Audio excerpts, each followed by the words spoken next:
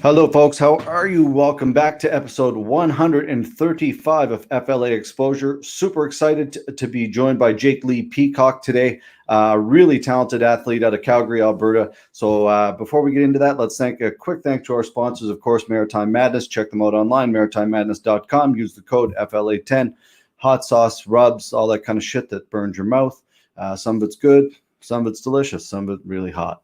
I'll leave you with, I guess you can try it out and order away. Anyway, let's get right into it here, folks. Again, like I said, Jake Lee Peacock out here in Calgary, Alberta. He's a Muay Thai specialist. He owns Dunamis Martial Arts. If I butchered that name, I'm really, really sorry. Dunamis. I'll just leave it to him. But basically, it's when you come to elite striking, boxing, kickboxing, Muay Thai. Also, he fights under the Lion Fight banner in Nevada, Las Vegas. He's 2-0, soon to be 3-0. And fighting next February, I believe, February 12th. So let's bring him on. He can fill us in with all the details, and really excited for this one. Folks, Jake Lee Peacock, how are you, sir? Great. How are you? Awesome, man. Thank you very much for joining us, and thanks for your patience with the delay there, man. How you been? I've been good. Yeah, I've been good. Keeping well as we can be during these times, getting shut down and reopen and shut down again. So things are good, though. You guys have been through this a couple times now out there. A couple times, yeah. And our cases are pretty high right now, so they shut us down again. But little silent training. Roll with the punches.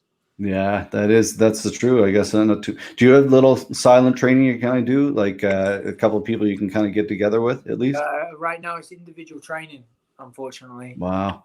For the most part, hopefully that changes in the next, couple weeks. Yeah. We'll see. Yeah. Around Christmas time it's supposed to change, but who knows? Yeah, that's it. We're in lockdown out here in the East Coast in Nova Scotia too, where all the gyms are shut down. So It is, hopefully this vaccine works and we can get back to it, man. But has that impacted your training? Obviously, you're fighting in February, but I do a lot of bag work anyway, things like that, lots of shadow boxing. So it's affected it in some ways, but other ways it's not too bad. So just keep on ticking over and keep it consistent. That's all you can do. Keep the cardio and the conditioning up, I guess. Yeah. Yeah. So you started obviously in combat sports, and like everybody knows, in karate. Right. So explain, if you don't mind, how you got into martial arts, and kind of why, if that's okay. Yeah, sure. My mum put me in martial arts when I was 7, just for an extracurricular activity, something to do outside of school. And then I started really taking to it, really enjoying it. And by the age of 10, 11, I started competing in international, national tournaments. This was in sport karate. From there, I grew up. I wanted a little bit more, something a bit more contact, because sport karate was very much touch contact, in and out. They stop the fight as soon as there's a point. You reset. Mm-hmm. I wanted something a little more, and I found Kyokushin karate, which is a full contact karate. I mean, I think that's where I got a lot of my strength and toughness from, and mentality from, was Kyokushin karate. I did that for many years, traveled around the world and competed in that, actually. The most I'd traveled at that point. And I even went to Japan, Tokyo, Japan, for the World Championships. I lost to the Japanese guy who ended up being champ of the division. That was when I was like 17, 18. And then I wanted something a little bit more, and then got into Muay Thai. And all throughout my career, even in my karate days, I used to do some boxing training here and there. So then I put it together with my kickboxing, my Muay Thai, and now I'm a professional 4-0 fighting for Lion Fight Muay Thai. It's pretty impressive, super impressive, actually, when you can continue on from a child up until now and continue on, love it, grow, because sometimes you see people get sick of it and kind of go the other way. It must have been like 20, and I took a good, like, I don't even know, maybe a year and a half off. But that was for reasons like of my faith. I'm a Christian, and I felt like it was taking too much of my identity, and I needed to find my identity back to God, back in God. So I took a big break from martial arts, and then got back into it, refocused, and here I am today. Very smart. In education as well, not just through God, but university too. That's something that's super important to you, obviously, to have in your back pocket. Do you think that's important for a lot of athletes to have something like that outside? I think Whether it is. I mean, it's a tough balance because you need to, as a professional athlete, you need to sacrifice a lot. And I mean, with fighting, like you do have to sacrifice. And so it's whether you give it your everything and don't have any backup, or if you can yeah, manage to give it, a good shot, but still get some kind of, some kind of form of education so that if you did get injured, you know what I mean, and you didn't have the opportunity to run a gym or do private training or whatever it is, you have something to fall back on. I think that yeah. is important to some degree for sure.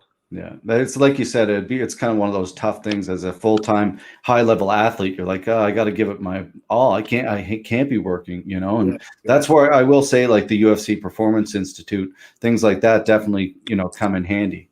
yeah, for sure. Yeah, So, how bad did I butcher your name? Dun, Dunamis? Dunamis. Dunamis. That's what, Some people pronounce it Dunamis. I say Dunamis. Dunamis. Okay, Yes, it's that a sounds Greek better. Dunamis. Yeah, Yes, the sounds Greek. more like warrior. Yeah, it's from the Bible used to describe God's power. It's like means dynamite, strength, power, and ability. I don't know if you saw my last post, but I that's what did. that's what it means. Yeah, it's great. And obviously like family support. I know you mentioned your wife a lot, which I think is very cool. To me, my girlfriend is super important to me and what she does, but like just with the promotion and random things of support. And I think that's important. Yeah, definitely, definitely. I have a great wife and great support system through my wife and through my family and gym. So I have a big gym now. We over the last 3 years we've grown quite a lot, and everyone there is a great support system too. Yeah, I see you post a lot about that, like about like the whole family and you know being a professional athlete. I think that's a lot of it too. Like sometimes professional athletes, there's some who talk trash and whatever. Everybody has a different character to play, but I think as a professional athlete, especially when you're teaching people in martial arts, I think there's a certain respect that should be upheld. That's just me. And maybe I'm kind of old school, but I agree. I agree with you. There's a lot of people that look up to you. mhm. Where if you're a professional athlete in any sport, people will look up to you.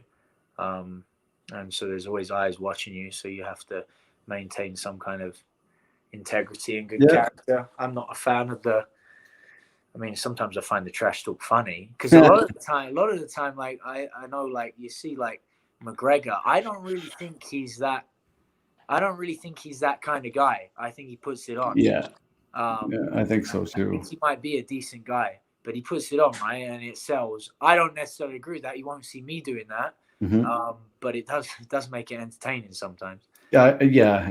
But the thing is with him is he does it. It's the whole bravado of him is just like it works really well, and then other guys try to copy it, and it's like, Yeah, oh, it's so you bad. got to do your own thing. You can't Yeah, copy.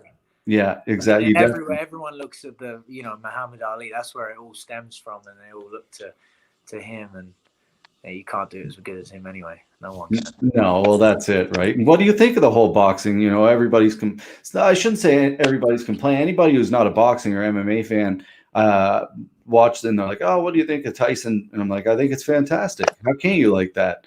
Yeah, So what? I thought it was great. I mean, both guys showed up. You could see their styles. They still have it Mhm. ingrained in them, right?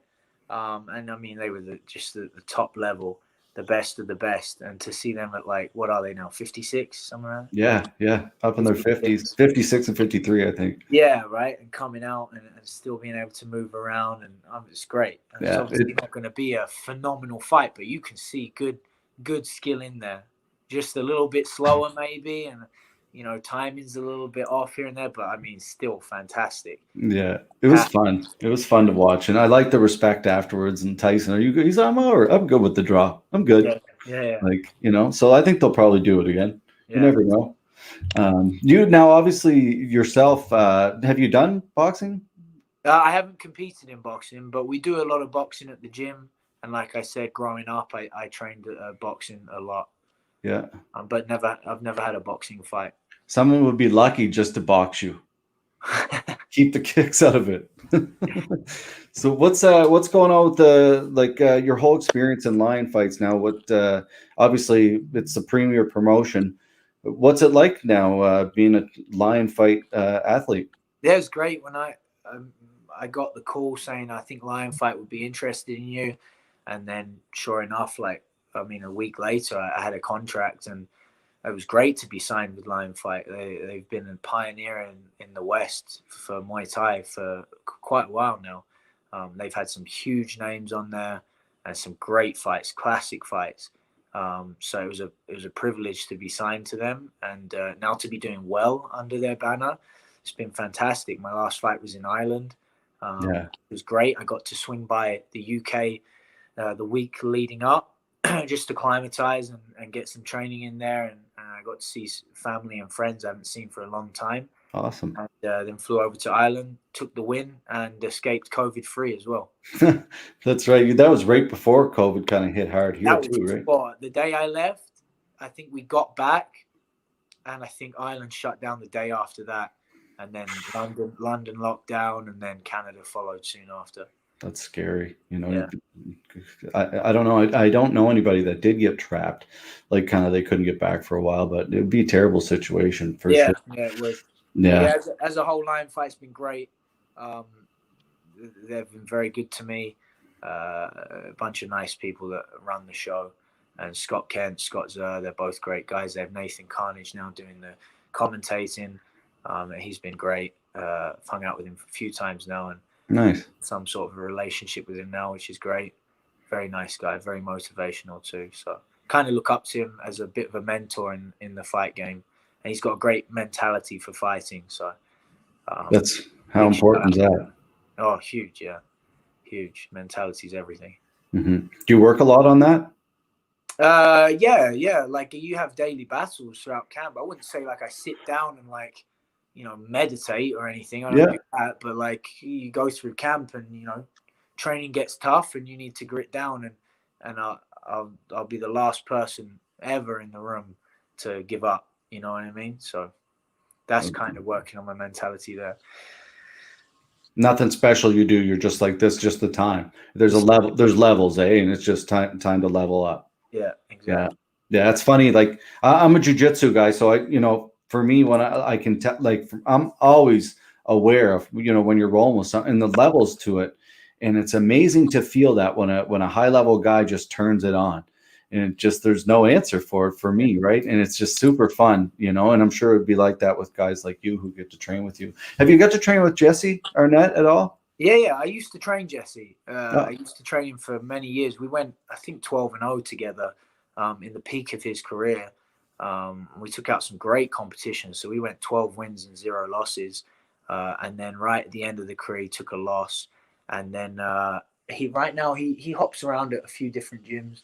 I haven't seen him in a little bit since COVID and all of that. Yeah. But sometimes he comes over for some sparring and stuff. Nice. But he's staying busy. He just got a win over... Where was he? He was in the States. He was in the States, yeah. He fought for us in February, and then he went down and I don't know who the guy, Pedro Souza was his name. But yeah, so you competed once in MMA. You'll never go back. No. At the time, I was training several MMA guys. This was before I had the gym. I was training several MMA guys, and I just had the urge to compete again. I hadn't competed in a while. I just got the urge, so I decided to take an MMA fight. It didn't go in my favor. But it is what it is. But striking is my thing, and that's what I'll stick to. So yeah, that's it, man. Like that, you could say it's a decision loss, but to me, I don't know. It was a fun fight. That's the beauty of you, man. Like you're super exciting in any format. Like your action, and is that kind of you? I guess I look at like that as like you're an attacker. And do you, is that kind of like rolls over to your daily life? I assume like you just get shit done. Yeah, I guess it just comes down to mentality. Like Nathan's mentality, Nathan Corbett, who we were just talking about. Yep. I mean, when he'd fight, he told me like, there's no way he would go in with the mindset. There's no way he's losing. There's no way he's losing his belt. And there's no judges. It's kill or be killed. He's finishing the fight. That's why Nathan was so exciting to watch. right? I have the same mentality. I don't go in to score points. I like to have fun. I like to be technical, you know. But I'm not looking at scorecards. You know, I want to go in and finish. The fans love finishes. Yeah. Promotion loves finishes. Any promotion you're signed to would love a finish. No question. And it makes it exciting, and it makes you, you know, it makes you stand out. So I'm not here to, you know, play around. If I'm fighting someone, I'm going in and I'm fighting you, and I'll put on a show and I'll bring a fight. Nice. What's your feelings on Muay Thai, and how come it's not as popular over here yet?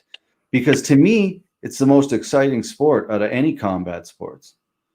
Like, yeah, I don't know, mate. Like, I know Lion Fight does a good job because they had a big US, you know, TV deal with CBS, so they cut out the Y crew and stuff like that. I think for time reasons, being on TV, and people just don't understand it in the West, right? So they cut that out, and I think it made it more exciting for people watching. But yeah, I'm not too sure, mate. Like, you know, it's growing in the US. It's big in England. It's growing in Canada right now.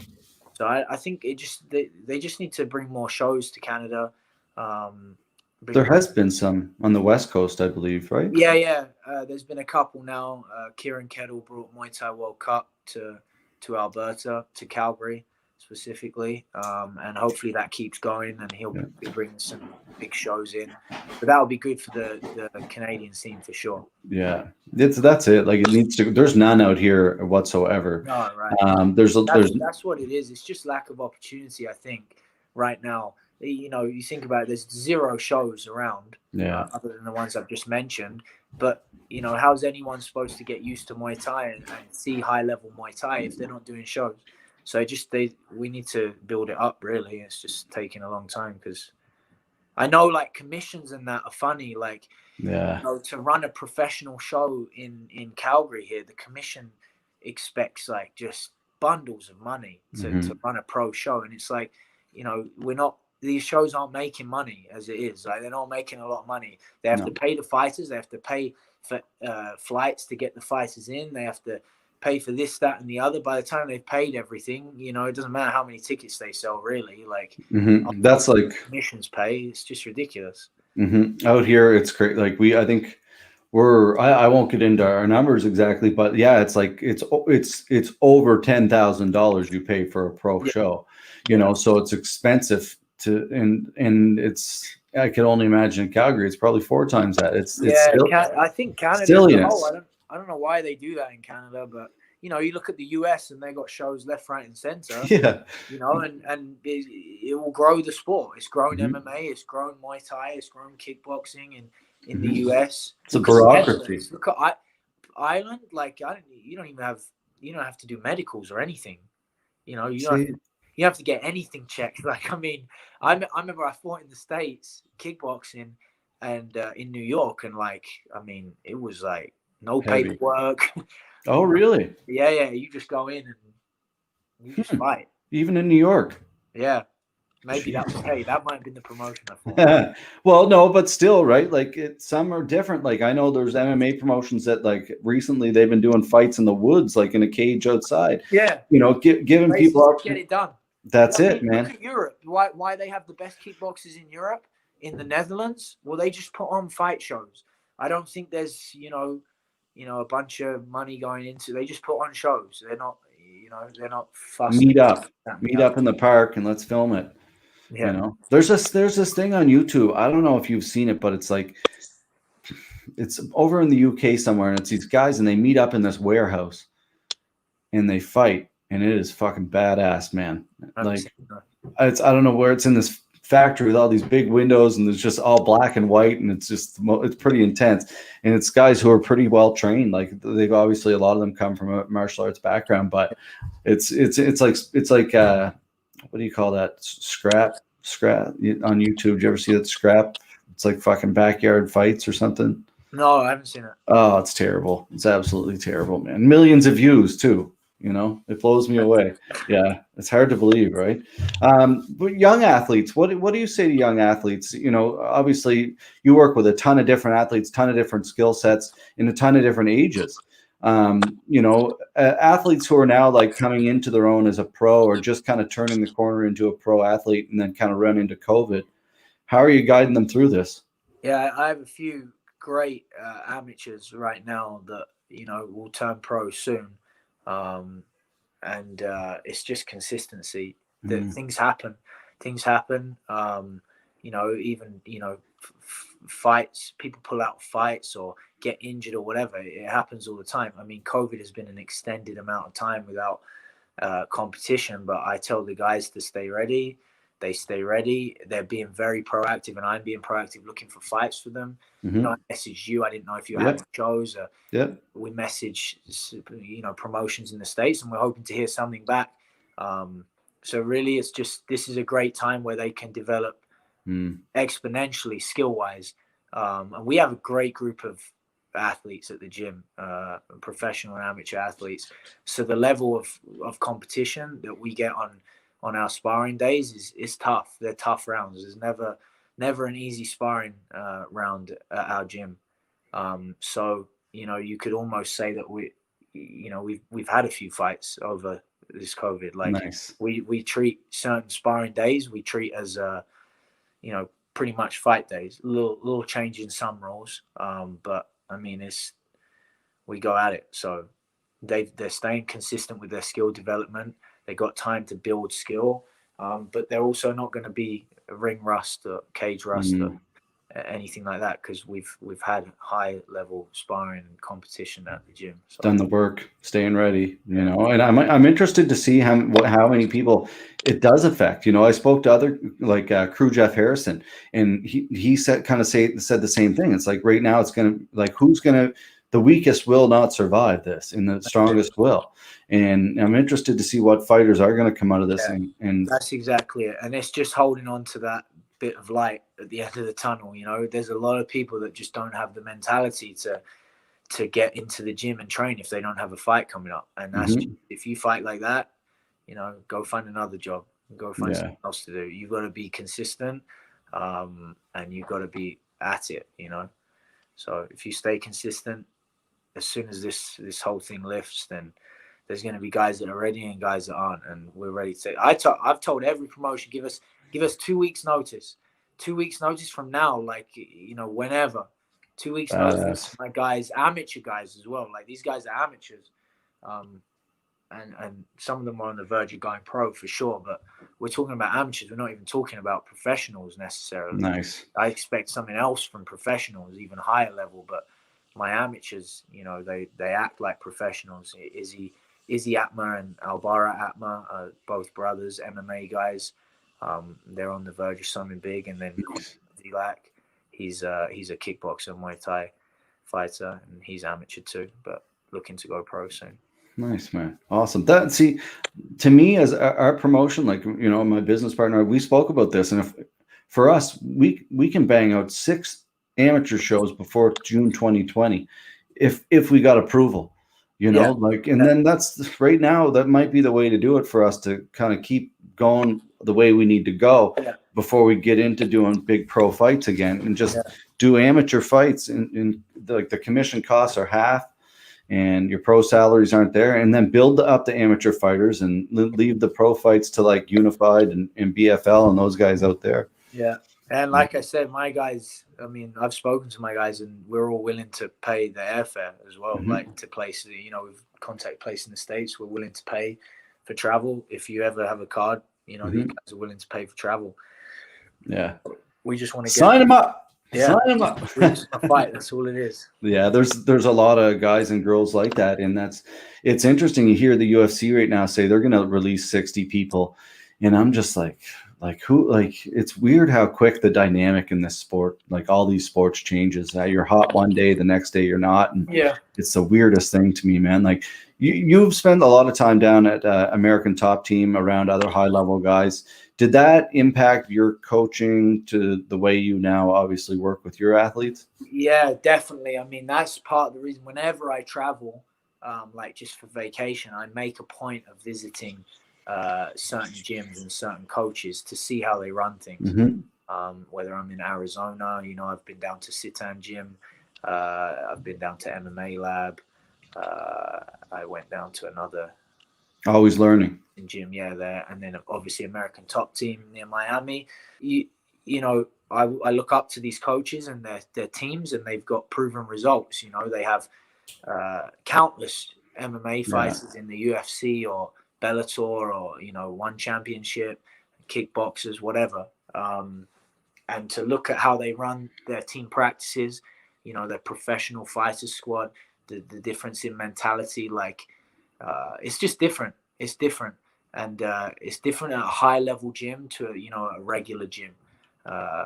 It'd be interesting to see that, you know, like obviously you're a professional athlete, so it's, but for like a regular person, a regular Joe, to kind of like a regular combat sports guy to go in and see that, how a high level facility runs, to me, that's super interesting. Yeah. And it's not even necessarily just performance, it's attitude, it's mentality. It's like, it's discipline. It's like, it's everything. It goes beyond obviously the work rates on a different level, but being a professional under these certain high level gyms, you know, it's about, you know, consistency and showing up and being reliable, you know, things like that. That's how these gyms make it big, and these fights end up on big shows.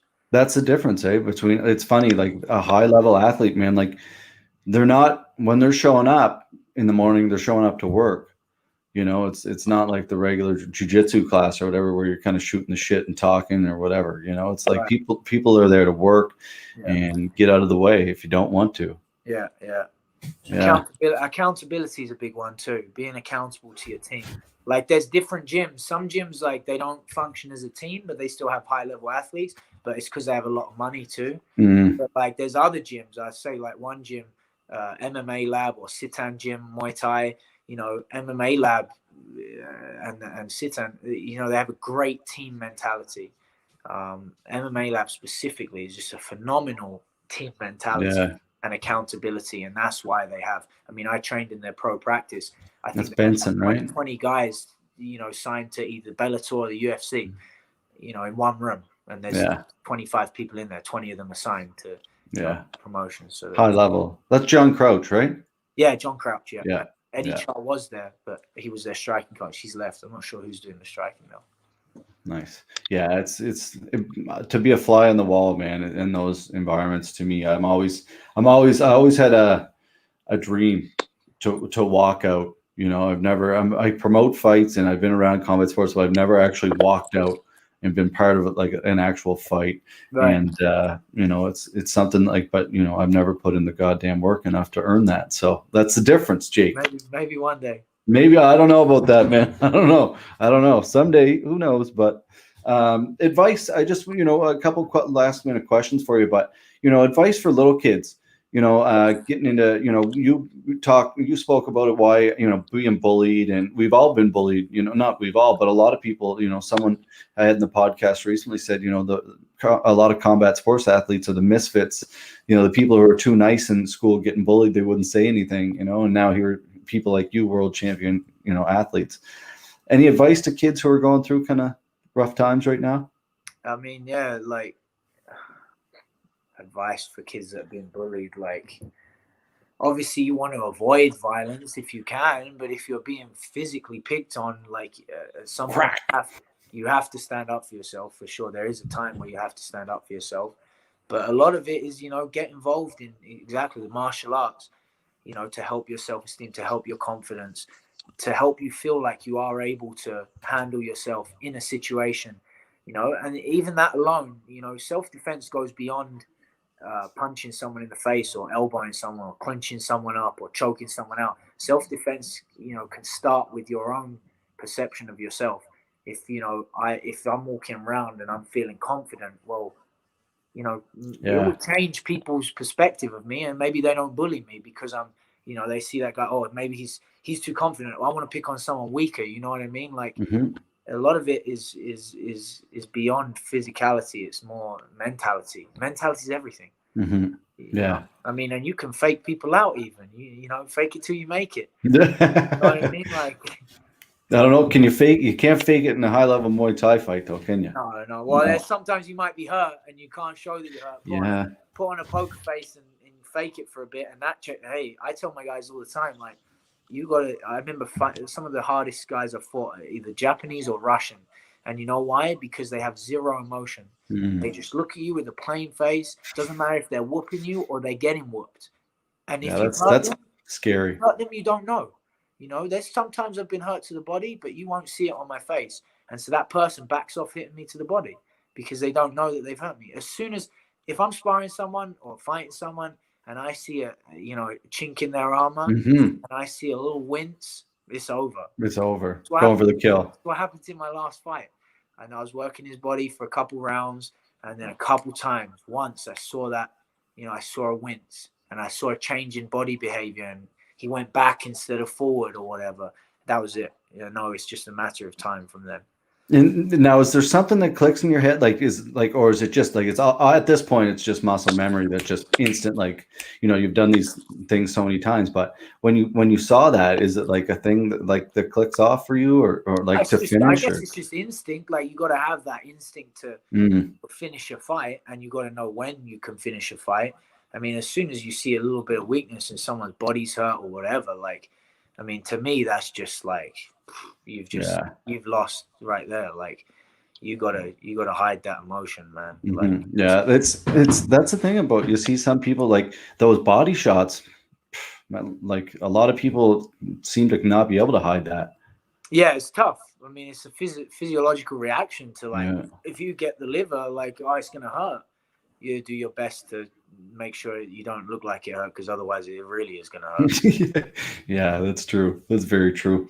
All right, man. Well, I don't want to hold you up too much. I want to thank you so much for joining us. And again, I'm very apologetic for messing up the time here. I was 15 minutes late, so Jake was very understanding and appreciative for doing this. So no problem. Again, man, if any of your athletes, I'd love to have them on and chat with them and kind of get their feedback on how they've been kind of dealing with this whole COVID thing. And if you ever want to come back on, we'd love to have you maybe before your fight in February. Yeah, definitely. Yeah, sounds good. Cool. All right. Well, thanks so much for your time. Chat soon, Jake. All right. Take care, mate. Thanks. There you go. There you have it, folks. Jake Lee Peacock. Very excited to chat with him. Super great athlete and a very good coach. Someone that comes very highly spoken of from a couple of people that I've spoke to out in the Alberta community. They speak really highly of him, and someone who gives back a lot to his athletes and kind of leads by example. And for me, that's exactly kind of what I love in combat sports and high level athletes. So that was a great chat. Super honored to have him on. And make sure you tune in, watch his fight in February. And also, if you're ever in the Alberta area, get in touch with him or reach out to him now. Dunamis Martial Arts in Calgary, or Jake Lee Peacock on social media. Check him out on YouTube. Tons of highlight videos. Super exciting, fun to watch. Check it out, folks, and be good to one another. Be kind. Not just now because of COVID, and it's super important to just be kind all the time. Be straight up with people, be nice to people, hold people accountable, like Jake said, and be good to one another. Lots of love, folks. See you tomorrow.